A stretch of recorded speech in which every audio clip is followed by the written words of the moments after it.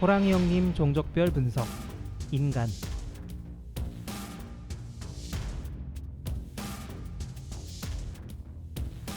호랑이 형님은 흰산과 붉은산 세력의 대립이 메인입니다.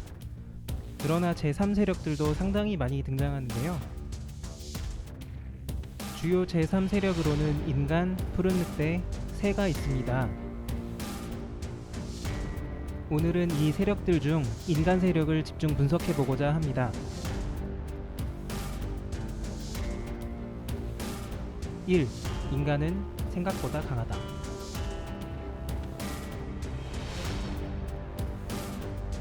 인간 세력은 예전에는 짐승들이 우습게 보는 약한 종족이었습니다. 그러나 인간이 힘을 얻게 된 계기가 생기는데요. 그것은 바로 화약의 발명입니다. 화약과 화기의 발명으로 짐승들은 더 이상 인간을 우습게 볼 수 없게 됩니다. 인간 세력의 위용을 보여주는 예가 있는데 그것은 바로 차코갑사들의 수인 사냥입니다.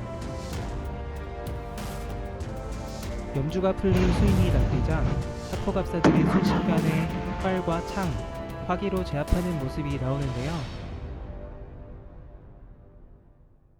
인간이 쇠와 화기로 중무장한 부대를 대규모로 만들면 짐승들도 이제 쉽게 막을 수가 없다는 걸 알 수 있습니다.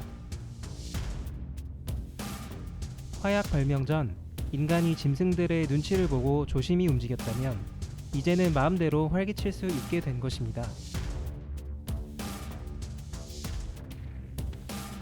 2. 인간은 붉은 산을 배신했다.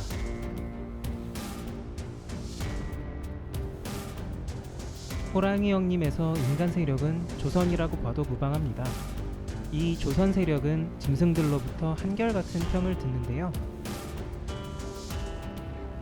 교활한 인간놈들, 더러운 인간놈들, 인간의 영은 더러워 못쓴다 등 야비하고 배신 잘 때리는 종족으로 묘사됩니다. 특히 붉은산 쪽에서 대부분 인간을 적대시하는데요. 항마전 당시 조선에게 배신당한 것으로 보입니다. 붉은산 세력은 항마전을 위해 정신지배에서 자유로운 인간 세력과 동맹을 맺고자 했었는데요. 제가 추측하는 바로는 같이 흰마귀를 쓰러뜨린 후 아칸은 흰산을 갖고 조선은 영토를 갖기로 한 게 아닌가 합니다. 그리고 조선이 준비하고 있다는 병력은 바로 차코갑사, 화기와 쇳덩이로 무장한 정예군이었을 것입니다.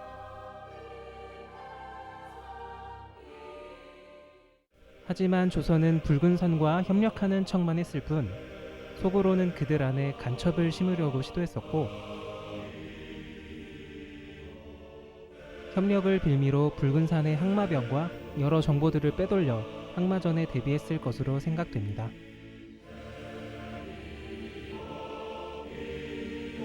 저는 붉은산이 아린을 처치하려던 결정적 순간에 인간이 배신을 했다고 생각하는데요. 그렇기에 황료를 비롯한 붉은산 세력들이 유독 인간을 싫어하고 항마전도 명확한 결말 없이 끝났다고 생각합니다.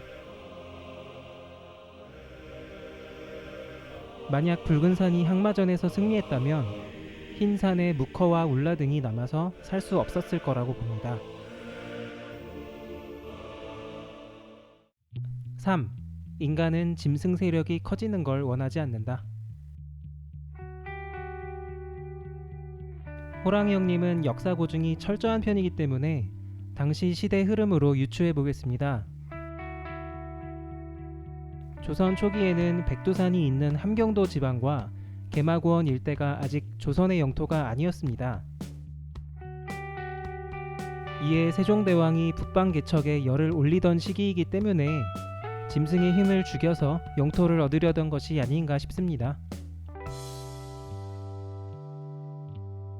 원래 조선 조정은 아린에게 만호의 벼슬을 주는 등 지속적으로 우호적인 관계를 맺어왔는데요. 어떤 사건으로 인해 아린과 사이가 틀어졌고 이에 붉은산이 아린을 치는 것에 협력하게 된 것 같습니다. 물론 겉으로만 협력하는 척하고 아린이 쓰러진 뒤 붉은 산을 배신해 힘을 빼놨을 가능성이 큽니다. 짐승들이 아랑사를 찾지 못하게 제거하려는 것도 짐승의 힘이 커지는 것을 막으려는 걸로 보이는데요. 이 모든 행동이 짐승들의 지배에서 벗어나 독자적인 영토를 확보하려는 노력이라고 저는 생각합니다. 4. 푸른 늑대는 인간을 죽이지 않는다. 항마전 때 푸른 늑대와 인간 사이에서도 뭔가 특별한 사건이 있었던 걸로 보이는데요. 푸른 늑대는 인간을 죽이지 않습니다. 문제는 그것이 더러워서인지, 무서워서인지, 고마워서인지 모르겠다는 건데요.